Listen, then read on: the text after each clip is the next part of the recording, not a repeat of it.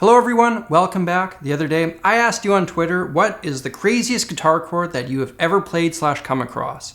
Today, I'm going to be taking your incredibly odd guitar chords, breaking them down, and attempting to do something musical with them. Be warned that the quality of this music may vary as you guys sent me some pretty whacked out stuff. But before we get into it, I'll quickly let you know that I'm running a back to school sale over at my course platform, samuraiguitartheory.com. Back to school is a question because I don't know if people are actually going back to school or what the deal is. But either way, over there I have 2 courses that teach music theory from the ground up to more advanced topics. These are the resources that I wish I had when I decided to learn how music really works. For a limited time, you can use promo code BACKTOSCHOOL20 on the 2-course bundle, saving you $50, getting you both courses for the normal price of one. If you want to check that out, head over to samuraiguitartheory.com. I'll also put up links in the description. Anyways, on to the fun. To kick things off, Mr. Slump wrote out a nice little chord chart for the chord that he claims kicks off the song Them Bones by Alice in Chains. Now I believe he may have made a typo, as the chord that he wrote out sounds like this. Whereas, as far as I know, the first chord in Them Bones is...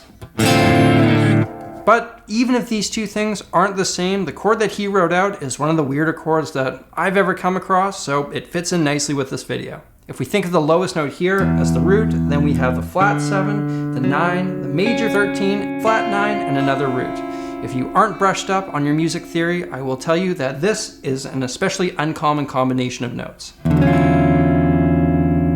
I messed around with this a fair bit, and I gotta say, playing all these notes as one chord in a musical setting has got me totally stumped. For the life of me, I can't figure out a way to make something that sounds good out of this. So instead, I'm going to break it up. The notes that make up Mr. Slump's chord are D, F sharp, C sharp, F, and E. For the first chord in my progression, I'll use the D, the C sharp, and the F. And my second chord in my progression will use the E, the F sharp, and the C sharp, giving me this. Still pretty bizarre. Putting these 2 chords together is rather unconventional. So to wrap up my progression, I'll use something more harmonious. I'll use a B flat sus2 major 7, followed by an A sus2 major 7, and then finally an A7 flat 9, which gives me this.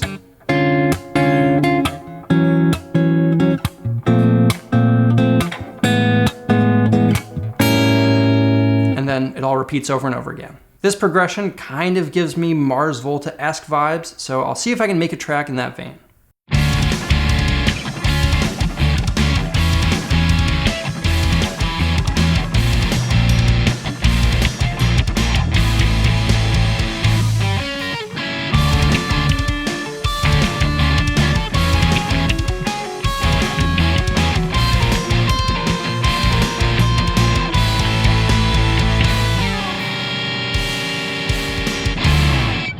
Next up, we have Ben, who mentions a chord voicing from Alan Holdsworth's The Things You See. Alan Holdsworth had insanely large hands. In this song of his, the chord that stands out to me as the most inhumanly impossible to play is an A minor 11, where he puts his ring finger here, his pinky up here, his middle finger here, and then he bars these 2 notes with his index finger. This chord spans over 7 frets. The most I can stretch my fingers is 5 frets. I'm not even close to being able to play this. So, I'm going to cheat, and I acknowledge this is cheating, but I'm going to put my capo on the 3rd fret here, which will allow me to play the chord. Harmonically, this isn't all that bizarre. All the notes come from the major scale, and one of the cool things you can do with a shape like this is move it around the scale. If I took my chord and moved all my fretted notes 1 note lower in the scale, I would get this. Alternatively, if I took that chord again and moved every note 1 note higher in the scale, I would get this. Very nice, very spacey, very cool. Here it is in a musical setting.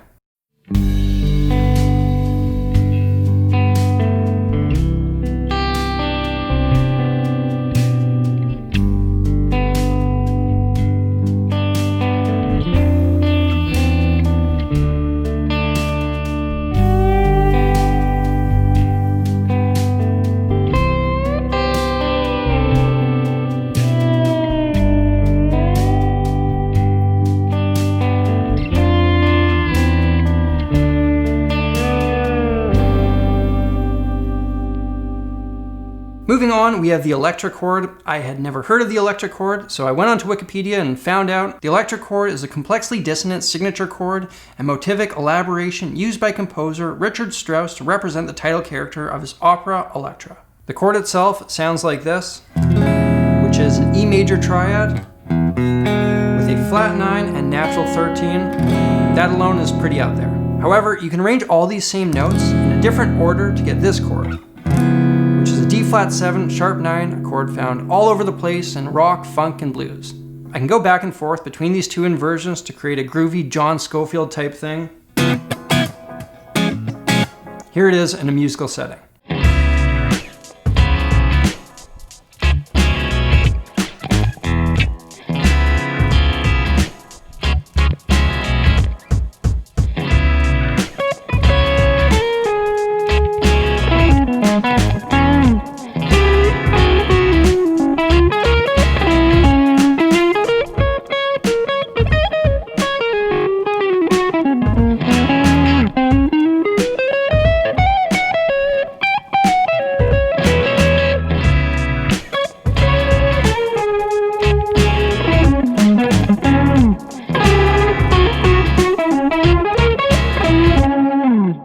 Next up, I'm going to do one of my personal favorite out of the ordinary chords. It is a minor major 7 with a 9 and a 13, and it sounds like this.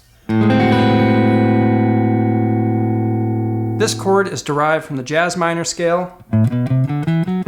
which is the same thing as the major scale, except for the third note is a half step lower. The chord feels quite strange because it's a minor chord since it has that flat third note, but all the other notes in it imply a nice happy major chord. I like to use it at the very end of a dark moody progression as it gives an uneasy sense of resolution. I'm going to play something where I put this into effect, and as I do so, imagine it playing during the opening credits of a Quentin Tarantino film. Pay specific attention to that last chord and see what mood that creates.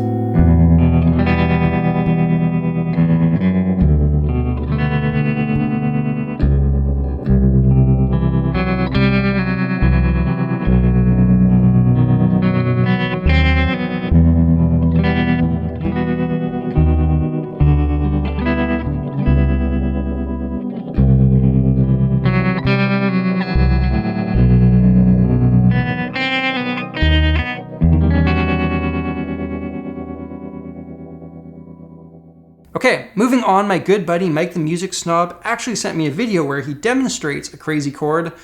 Let's give this a watch. I don't know if it's the craziest, but it's one of my favorites.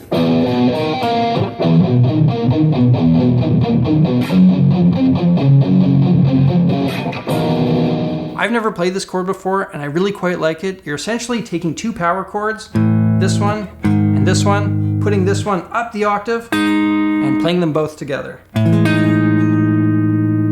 It's very cool because half of the intervals are quite harmonious, whereas the other half are quite dissonant. Played together, it's a really rich flavor.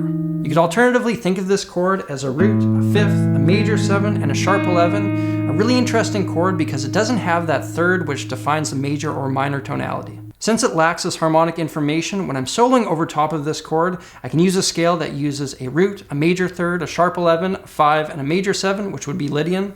Or alternatively, I could play that same set of notes but use the flat third, which is a Lydian flat third. Lydian flat third is a mode derived from the harmonic major scale, which is a scale that I almost never use, but that doesn't mean we can't get some really interesting sounds from it. I'm going to do two solos over top of Mike's chord. The first will be with the more common Lydian mode, and then I'll play that same solo but instead use Lydian flat 3. See which one you like more.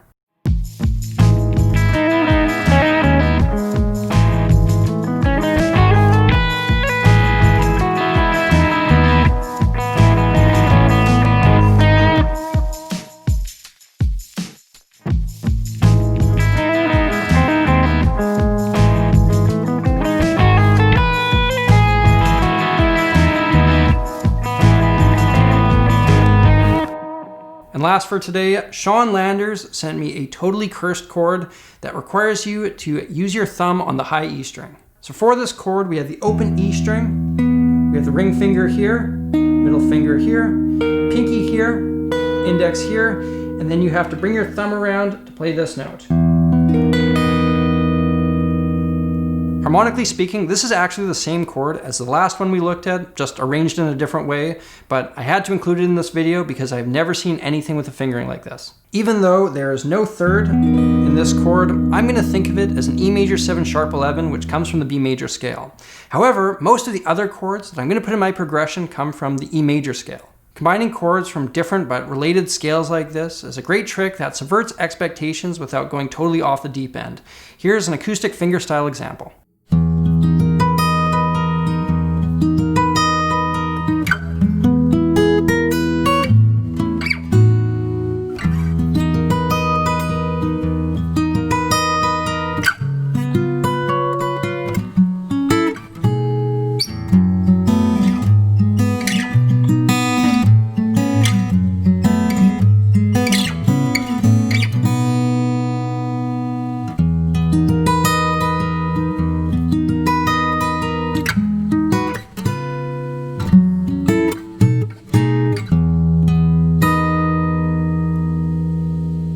Ladies and gentlemen, there you have it, 6 wacky chords and my attempt at making music with them.